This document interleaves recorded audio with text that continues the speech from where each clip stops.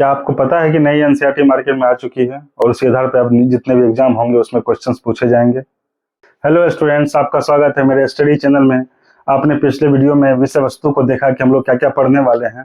उसके अंतर्गत जो हिस्ट्रीज है उसका अध्याय 4 से हम लोग स्टार्ट करने वाले हैं, जिसका कि टॉपिक है इतिहास की समय रेखा और उसके स्रोत जिसके आधार पर हम लोग इतिहास का अध्ययन करते हैं। तो चलिए स्टार्ट करते हैं। पहले तो इस टॉपिक का नाम देखिए, इतिहास की समय रेखा। समय रेखा मतलब टाइमलाइन। टाइमलाइन मतलब पहले क्या घटित हुआ, उसके बाद क्या घटित हुआ, फिर क्या घटित हुआ, फिर ये तो टाइमलाइन हो गया। ठीक है, जैसे पहले हड़प्पा,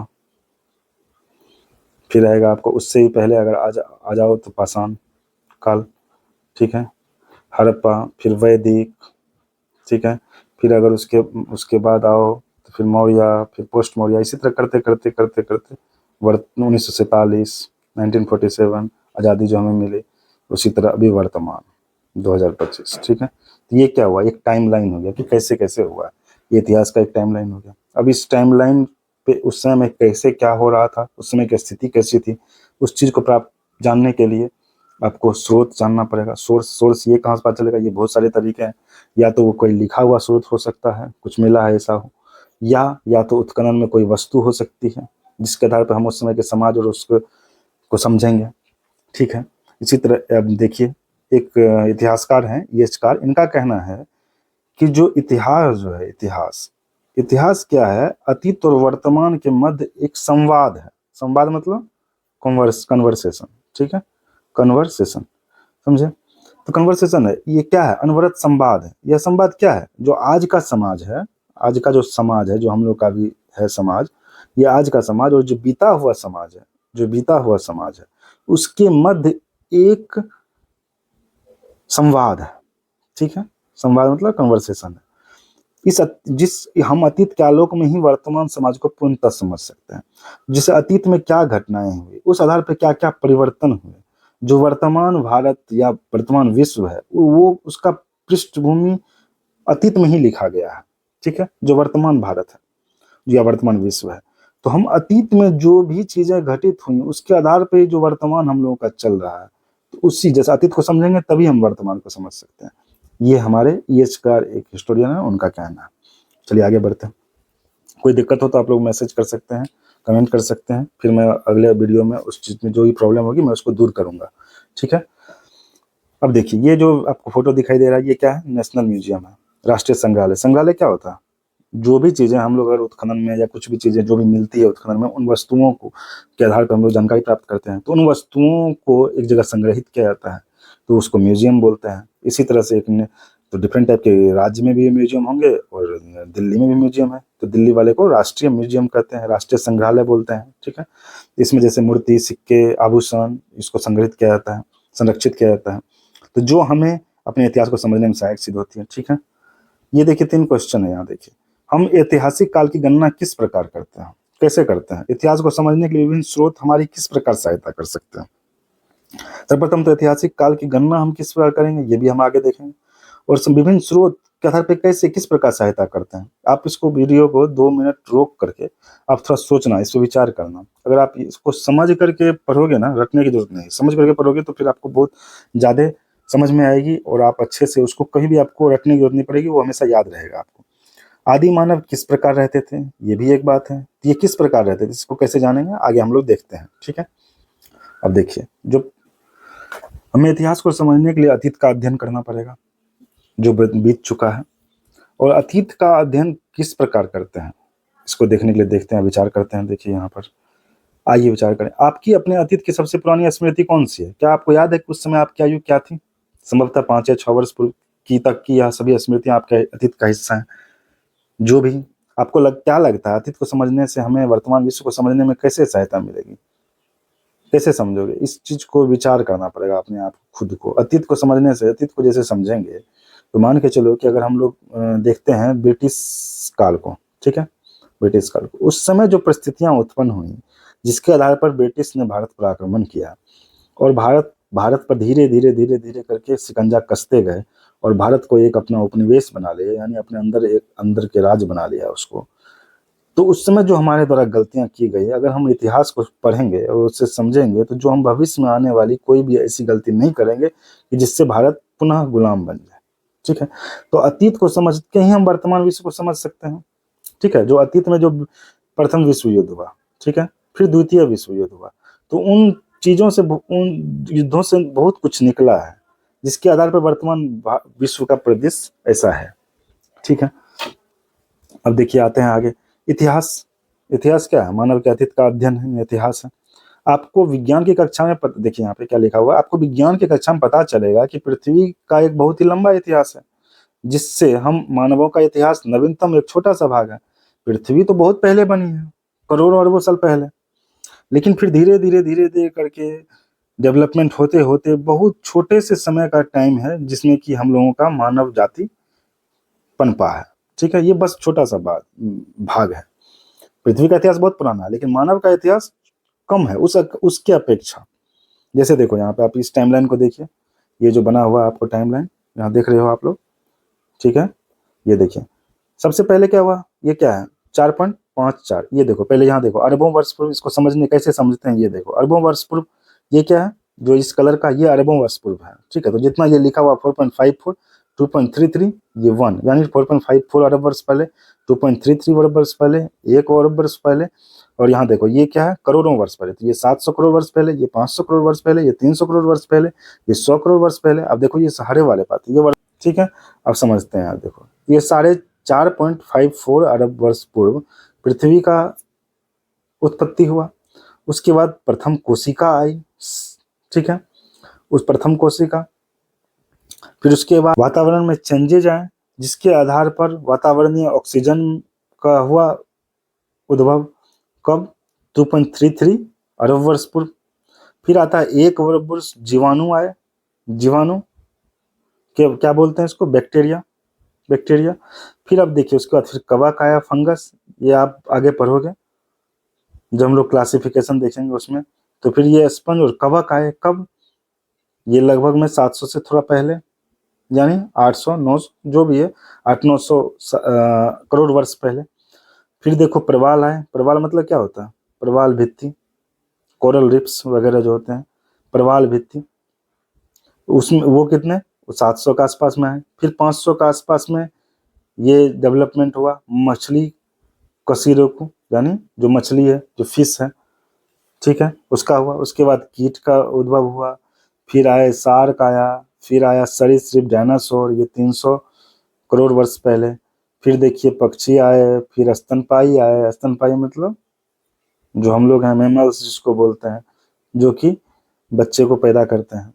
और यहाँ पे देखिए फूल और मधुमक्खी आई, उसके बाद 100 करोड़ वर्ष पहले। उसके बाद ये देखो 1 करोड़ वर्ष पहले आदि मानव का जन्म हुआ।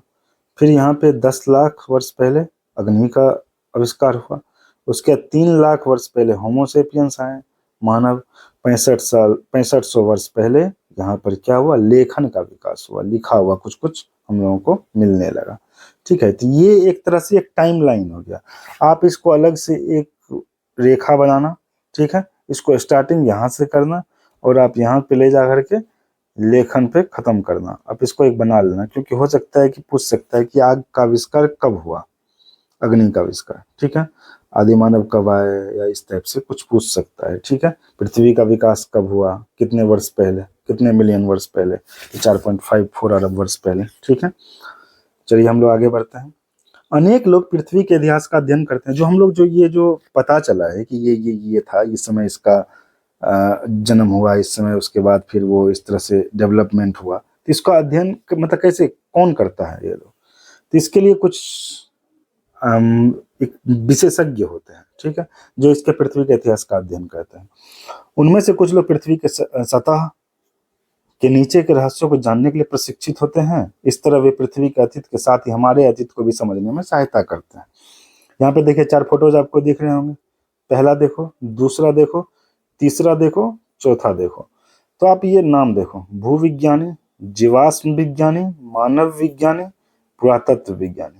आप एक बार रोक करके आप एक बार थोड़ा सा अपना दिमाग चलाओ कि ये क्या है। मतलब चारों से आपको कुछ भी बिना कुछ जाने, बिना नीचे देखे हुए आपको लग रहा है कि कुछ, आप कुछ सोच समझ पा रहे हो कि किसके बारे में बात हो रही है? सोच लिया आपने? अब देख लो, पॉज करके देख लेना, ठीक है। अब देखो मैं बताता हूँ। भूविज्ञानी, भूविज्ञानी क्या है? भू मतलब पृथ्वी, विज्ञानी मतलब साइंटिस्ट। तो पृथ्वी के भौतिक स्वरूपों, भौतिक मतलब जो फिजिकल स्वरूप है, जैसे मृदा, पत्थर, पहाड़ी, पर्वत, नदी, महासागर, पृथ्वी के अन्य हिस्से का जो अध्ययन करते हैं उसको भूविज्ञानी बोलते हैं। ठीक है, अब आते हैं दूसरे में जीवाश्म विज्ञानी। जीवाश्म क्या है? जीव का अश्म, जीव का अंश। तो वहां पे जीव का अंश मिलेगा। जैसे जीवाश्म के रूप में करोड़ों वर्ष पूर्व के पेड़, जीव कौन सा? पेड़, पशु, मानव, हम लोगों का जो अवशेष कि कहीं पे दबा हुआ है और उस दबा उसको अध्ययन करने वाले को जीवाश्म विज्ञानी बोलते हैं। ठीक है, फॉसिल फ्यूल्स बोलते हैं इसको, इसके आधार पर। अब आते हैं मानव विज्ञानी। मानव विज्ञानी क्या है? जो मानव समाज, जो मानव हम लोग का जो समाज है और संस्कृति, जो जिस तरह से परिवर्तन हो रहा है, या जो भी हम लोग का संस्कृति है, हम लोग का अलग संस्कृति है, जो शहर में रहते हैं, गांव में वाले का अलग है, जो जंगल में रहते हैं आदिवासी वगैरह, उन लोगों का संस्कृति अलग है। तो उस पे जो अध्ययन करते हैं उनको मानव विज्ञानी बोलते हैं। ठीक है, उसका आता है पुरातत्व विज्ञानी। पुरातत्व मतलब पुराना तत्व, पुरातत्व विज्ञानी साइंटिस्ट। तो ये देखो, पुरातत्व विज्ञानी मानव, पौधों एवं पशुओं द्वारा अपने पीछे छोड़े गए अवशेषों जैसे उपकरण, घड़े, पात्र, मनके, मूर्तियां, खिलौने, हड्डियां, पशुओं और मानव के दांत, जले हुए अनाज, घरों एवं ईंटों के हिस्से एवं अन्य वस्तुओं का उत्खनन करके अतीत का अध्ययन करते हैं। मतलब पुरातत्व विज्ञानी जो भी हम लोग को खनन में प्राप्त हुआ, उपकरण मिलेंगे, घड़े मिलेंगे, पात्र मिलेंगे, मनके मिलेंगे, मूर्तियां मिलेंगी, खिलौने मिलेंगे, हड्डियां मिलेंगे, पशु एवं मानव के दांत मिलेंगे, जले हुए अनाज मिलेंगे। तो घर जो है उसमें जो ईंट का प्रयोग हुआ है, जैसे हम लोग हड़प्पा में देखते हैं पकी हुई ईंटों का इस्तेमाल हुआ है, तो उस आधार पर हम लोग बता सकते हैं कि ये लोग काफी डेवलप थे। तो इस चीज का जो कौन अध्ययन करते हैं? पुरातत्व विज्ञानी। ठीक है, ये देखो जीवाश्म कर्म बताया गया यहाँ पे, जीव जंतुओं के पद चिन्हों, यानी जो भी जीव जंतु जहाँ पे उसका अवशेष मिला हुआ है, उस अवशेष के आधार पर उसको पता करते हैं कि क्या स्थिति है। ये क्या होता है कि पत्थरों के बीच में दब के रह जाता है और सुरक्षित रहता है, तो हम लोग उसको हटा करके उसके बारे में जानकारी लेते हैं कि आखिर ये है क्या। ठीक है, कोई दिक्कत हो तो आप लोग बोल सकते हो। अब देखिए, अब एक नेक्स्ट देखिए यहाँ पे क्या पॉइंट है। इतिहास में समय की गणना किस प्रकार की जाती है? हम लोग कैसे समझेंगे कि समय क्या है, मतलब कैसे कैसे क्या समय है, नहीं है। तो हम लोग देखिए, ये देखिए यहाँ पर एक टर्म है युग। समय का एक निश्चित कालखंड, उसको युग बोलते हैं। ठीक है, जैसे प्रत्येक समाज एवं संस्कृति के पास समय की गणना करने की अपनी प्रणालियां रही है। प्रमुख है, जैसे किसी व्यक्ति विशेष का जन्म था, किसी शासक के शासन का प्रारंभ नए युग का प्रारंभ माना जाता रहा है। जैसे मान के चलिए कि महात्मा बुद्ध का जन्म हुआ, तो महात्मा बुद्ध एक नए युग का वहां से प्रारंभ माना जाता है। ठीक है, आज के समय में विश्व भर में समानतः ग्रेगोरियन कैलेंडर का उपयोग होता है। साथ ही त्योहारों, तिथियों, गणना एवं अन्य मांगलिक मतलब शुभ कार्यों के लिए हिंदू, मुस्लिम, यहूदी, चीनी तथा अन्य तिथि पत्रों का उपयोग होता है। देखिए, समानतः पहले ये देख लेते हैं, ग्रेगोरियन कैलेंडर, ये तिथि पत्र, ये क्या है? इस कैलेंडर का उपयोग अब विश्व भर में होता है, जिसमें 365 जो हम लोग अब आजकल यूज कर रहे हैं उसको कौन सा कैलेंडर है? Gregorian calendar. तो पूछ सकता है आपको, हम वर्तमान में जो कैलेंडर यूज करते हैं वो कौन सा कैलेंडर है? तो ग्रेगोरियन कैलेंडर। ठीक है, ग्रेगोरियन, जिसमें 365 दिन होता है, मतलब 12 माह, प्रत्येक 4 वर्ष में एक अधिवर्ष होता है जिसको हम लोग लीप वर्ष, लीप ईयर बोलते हैं। 366 दिन होते हैं इसमें। इस प्रकार शताब्दी वर्ष जैसे 1800, 1900, 2000 आदि सभी अधिवर्ष होंगे, क्योंकि आप समझ रहे हो 4 से इसमें डिवीजन होगा, ये मैथमेटिक वो वाला है, जिसमें कि लीप वर्ष जिसको बोलते हैं, तो ये सब लीप ईयर्स ही हैं। यदि यह 400 से विभाजित हो जाते हैं, हो सकते हैं, इसलिए दिए गए शताब्दी वर्षों में केवल 2000 ही लीप वर्ष होगा इसमें से। ठीक है, चलिए हम लोग आते हैं यहाँ पे। तो सबसे पहले हम लोग देखते हैं कि जो पश्चिम जो है वेस्टर्न में, वहाँ पे ईसा मसीह का जो जन्म है, जिसको वो लोग 0 मानते हैं, वहां से कैलेंडर का आरंभ माना जाता है। इस बिंदु से आगे की वर्षों की गणना की जाती है। इसको एडी बोलते हैं, एडी। ठीक है, ये क्या हुआ? जो ये एडी का मतलब क्या हुआ? एडी एक लैटिन भाषा का एक शब्द संक्षेप है, एनो डोमिनी बोलते हैं। वैसे ईसा के जन्म के बाद के वर्षों को इंगित करता है। जैसे हम लोग बोलेंगे अभी हम लोग का क्या है, 2025 एडी। ठीक है, यानी ईसा के जन्म के 2025 साल बाद जो हम लोग का स्थिति है। ठीक है, अब लेकिन अब आजकल क्या कर रहे हैं ना, इसको कॉमन एरा भी बोलने लगे हैं एडी को। ठीक है, तो आज इसको कॉमन एरा बोलने लगे हैं, सीई। ठीक है, उदाहरणार्थ भारत 1947 में स्वतंत्र हुआ, तो इसे 1947 ईस्वी, कभी कभी सन 1947 अथवा 1947 सी अंग्रेजी में लिखते हैं, ठीक है, समझ गए आप। इसी प्रकार ईसा मसीह के जन्म की परंपरागत तिथि से पूर्व की गणना उल्टे अवरोही क्रम में होती है, इसको बीसी में गिनती करते हैं। इसे अब common era, before common era से इंगित किया जाता है, बीसीई, बिफोर कॉमन एरा, ठीक है, बिफोर कॉमन एरा, यानी जीरो, जब ईसा मसीह का जन्म उससे पहले का। तो जिसे महात्मा बुद्ध का जन्म हुआ, गौतम बुद्ध का 560, ठीक है, क्या हुआ, बीसीई, बिफोर कॉमन एरा, यानी जीरो से 500 साल, 560 साल पहले, ठीक है।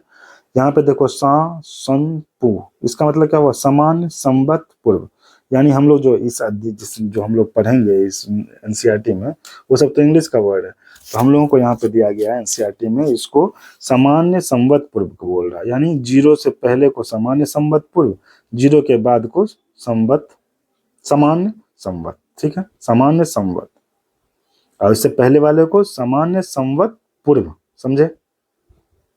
मतलब जैसे देखो जीरो हुआ, यहाँ ईसा मसीह का जन्म हुआ, ठीक है, ईसा मसीह का जन्म हुआ। अब इससे पहले के काल को क्या बोलेंगे, सामान्य संवत पूर्व, यानी पहले है, और जीरो के बाद वाले को क्या बोलेंगे, सामान्य संवत, ठीक है, समझ गए। अब आते हैं नीचे, देखिए ये देखो, विश्व में शैल चित्रकारी के प्रथम साक्ष्य, जो पृथ्वी पे जो वो जो पत्थर पे जो चित्रकारी हुई है, वो कब मिला है, 40,000 सामान्य संवत पूर्व, यानी जीरो से 40,000 साल पहले मिला है, क्या, जो पत्थर पे पहला चित्रकारी, ठीक है, ये ठीक है। उसका देखो यहाँ पे फिर हिमयुग आता है, फिर उसका 40,000 14,000 सामान्य संवत पूर्व आता है समय। अब देखिए ये टाइमलाइन ही है, इसको टाइमलाइन बोलते हैं, ठीक है। अब देखिए इस पाठ्यक्रम में हमने बीसीई के लिए सामान्य संवत पूर्व, जो मैंने आपको बताया, बीसीई के लिए बिफोर कॉमन एरा, तो सामान्य संवत पूर्व, ठीक है, तथा सी के लिए सामान्य संवत शब्द का प्रयोग किया, ठीक है। अब देखिए एक बात है कि ये इसमें क्या होता है, जैसे हम लोग मान के चलिए कि एक सामान्य संवत बोले, ठीक है, और इससे पूर्व क्या होता है, एक सामान्य संवत पूर्व, ठीक है। तो इसमें क्या हुआ, एक कितने साल पहले हो गया, 2 साल पूर्व हो गया, लेकिन इसमें एक जीरो तो है ना, समझे। देखो आप लोग यहाँ पे क्या बोल रहा है कि ग्रेगोरियन कैलेंडर जो होता है उसमें शून्य के रूप में चिन्हित नहीं किया गया कोई भी वर्ष, क्योंकि जैसे देखो अगर ये टाइमलाइन लेते हैं तो यहाँ पर अगर एक सामान्य संवत हो गया, एक सामान्य संवत, तो इसके जस्ट पूर्व एक सामान्य संवत पूर्व हो जाएगा, ठीक है। तो अब इसको देखेंगे कितने साल पहले है, तो 1 साल पहले, समझ गए। तो इसके लिए हम लोग क्या किए, 1 + 1 - 1 कर दिए, 1 घटा देते हैं हम लोग, तो ये किसके बराबर हो गया, 2 में से 1 गया तो 1, यानी 1 साल पहले। अब देखिए ये दूसरे एग्जाम्पल को समझते हैं, इसको एक टाइमलाइन बनाते हैं। टाइमलाइन बना दिया मैंने, यहाँ पर देखो, यहाँ पर क्या है, एक सामान्य संवत पूर्व, ठीक है, यहाँ पे देखो 2 सामान्य संवत पूर्व, ठीक है, यहाँ पे क्या होगा, 1 सामान्य संवत, ठीक है, यहाँ पे क्या होगा, 2 सामान्य संवत, ठीक है। तो अब मैं पूछूंगा कि इस वाले से ये कितना साल पहले है, तो 1 2 3 3 वर्ष पहले। तो इसके लिए क्या करेंगे हम लोग, क्या किए बताओ। तो इसके लिए हम लोग जितने भी हैं, पहले तो ये 2 + 2 कितना हो गया, जो पहले किए थे 2 + 2 4, इसमें से 1 घटा देते हैं क्योंकि जीरो नहीं है यहाँ पे, तो क्या हो गया, 3 वर्ष पूर्व हुआ ना। उसी तरह से देखिए एक नेक्स्ट एग्जांपल लेते हैं, 560 वर्ष पहले कौन थे, इनका था, भगवान बुद्ध का जन्म हुआ था 560। तो आज मान के चलो कि आप, ये तो बुक के हिसाब से 2024 है, तो मैं 2025 के हिसाब से, आज 2025 है, ठीक है। तो ये जो 560 साल पहले हुआ महात्मा बुद्ध का, दोनों को जोड़ते हैं तो ये क्या होता है बताओ, 2585, ठीक है। तो इसमें करना क्या, एक तो जीरो नहीं होगा तो -1 कर देना है, तो ये किसके बराबर है, यानी 2585 84 वर्ष पूर्व। यहाँ पर 2583 है क्योंकि यहाँ पर इन्होंने 2024 लिया है, ठीक है, हम लोगों ने 2025 अभी के हिसाब से लिया है, समझे। तो ये एक प्रॉब्लम रहती है, उसको समझना है। अगर दिक्कत हो मुझे बताइएगा, मैं इसको और क्लियर कर दूंगा, ठीक है। अब चलिए आगे आते हैं। तो यहाँ पर अगर हम शुरू से आते हैं, देखिए अंतिम हिमयुग, ये आप लोगों को पढ़ाऊंगा मैं, हिमयुग जिसमें बर्फ वगैरह का पूरा ढका हुआ था पृथ्वी, उसका, तो वो जब अंत होता है तो उसके बाद ही तो कृषि वगैरह स्टार्ट होगा, जो खेती वेती स्टार्ट होगी, क्योंकि हिमयुग खत्म होगा। ये कब है? 12,000 सामान्य संवत पूर्व, 10,000 आता है, फिर 8,000 जो सामान्य संवत पूर्व है, इसके बाद जस्ट कुछ समय बाद प्रथम अस्थायी निवास और कृषि का प्रारंभ यहाँ से होता है, ठीक है। फिर आते हैं 6,000 सामान्य संवत पूर्व। तो इसमें क्या है? भारतीय उपमहाद्वीप में मिट्टी के बर्तन बनाने की तकनीक है, कब? यहाँ पे। फिर तांबे का देखो, प्रथम धातु कर्म का, तांबा का पहली बार जो प्रारंभ हुआ था जिसके धातु रूप में, वो यहाँ पे 4,000 सामान्य संवत पूर्व से जस्ट पहले। उससे ही पहले यहाँ पे देखो मेसोपोटामिया में संसार का प्रथम नगर बना था, यानी मेसोपोटामिया में संसार का प्रथम नगर बनने के बाद तांबे का आरंभ हुआ। फिर तांबे के बाद यहाँ पे देखो सिंधु सरस्वती सभ्यता आई, कब? 2000 से जस्ट पहले, 2324 ईस्वी सामान्य संवत पूर्व के आसपास में सिंधु सभ्यता आई। उसके बाद हुआ भगवान बुद्ध का जन्म हुआ, ठीक है। भगवान बुद्ध के जन्म के बाद फिर अशोक जी आए, फिर अशोक के बाद ईसा मसीह का जन्म, और उसके बाद जाकर के ये 2000, फिर हम लोग अभी इस काल में है। टाइमलाइन को आप समझो इसको अच्छे से, क्योंकि कभी कभी क्या आ जाएगा कि आप अगर बीपीएससी एग्जाम दोगे तो उसमें क्या आएगा कि आपको टाइमलाइन दे देगा कि इसको अरेंज करो, तो आप अरेंज करने में आप इसको मदद मिल सकती है आपको यहाँ से, तो इसको अच्छे से आप देख लो, कोई दिक्कत हो बताना। तो इस तरह की घटनाओं को चिन्हित करने के लिए समय रेखा एक सुविधाजनक उपकरण है। आप देखिए किस तरह से समय रेखा तो मैंने दिखा दिया, क्योंकि यह किसी विशेष अवधियों में तिथियों तथा घटनाओं के अनुक्रम को दर्शाता है। यहाँ दर्शाई गई सरलीकृत समय रेखा पर मानव सभ्यता का आरंभ से वर्तमान तक की यात्रा को दिखाया गया है, जो हम लोगों ने देखा। समय रेखा बिंदुओं के माध्यम से प्रमुख ऐतिहासिक घटनाओं को चिन्हित किया गया है। ध्यान रखिए कि समय रेखा पर बिंदुकृत हिस्सा छोड़े गए कालखंड को दर्शाता है, अन्यथा यह समय रेखा लगभग 3 मीटर लंबी हो जाती है। मतलब ये बस ऐसे ही, जैसे 560 है तो ये बस छोड़ा गया, इसमें कुछ मतलब नहीं है, तो इस बीच का समय का, जिससे देखो अतीत ये पुराना बीता हुआ हो गया।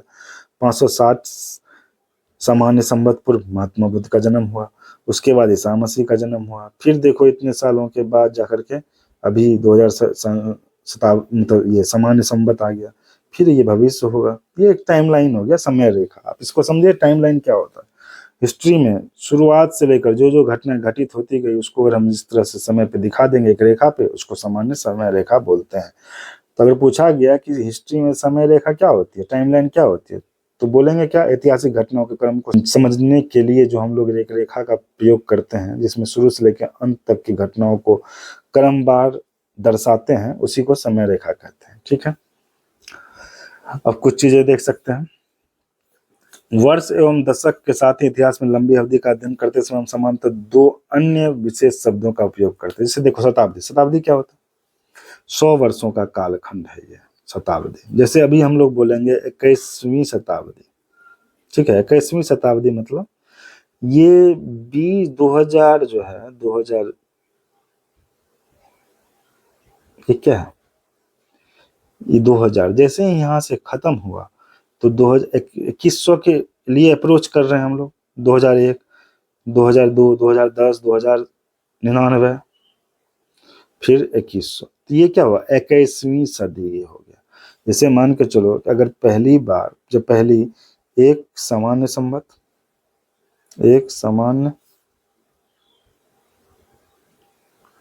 संवत, ठीक है, सामान्य संवत से ले करके, ठीक है, प्रत्येक 100 वर्ष, तो ये क्या हो गया? 100 सामान्य संवत, ये क्या हो गया? पहली शताब्दी, ठीक है, पहली शताब्दी।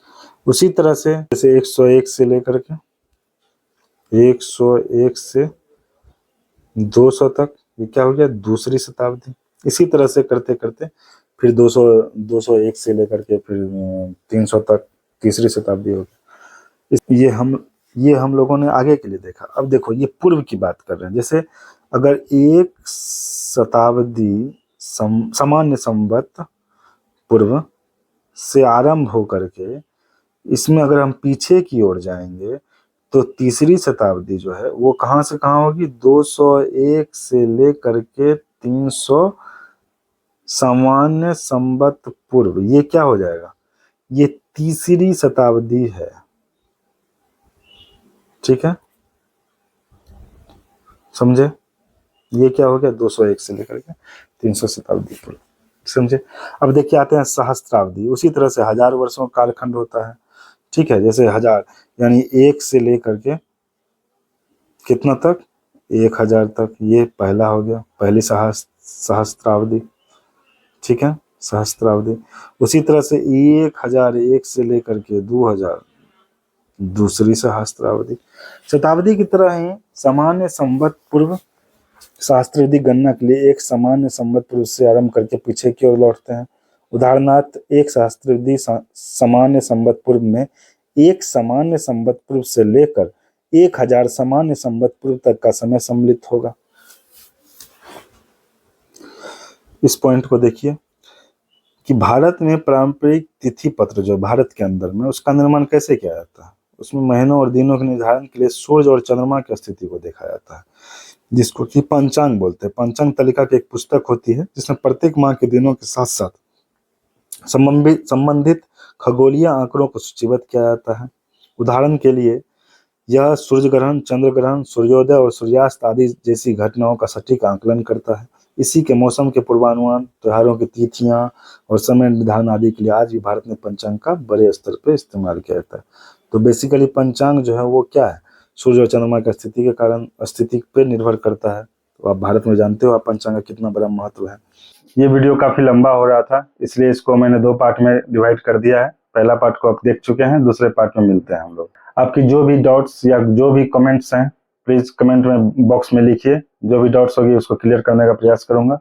मैं ईमेल आईडी भी डाल दूंगा, उसमें कोई शिकायत हो तो आप ईमेल करें, मैं उसका रिप्लाई दूंगा। Thank you.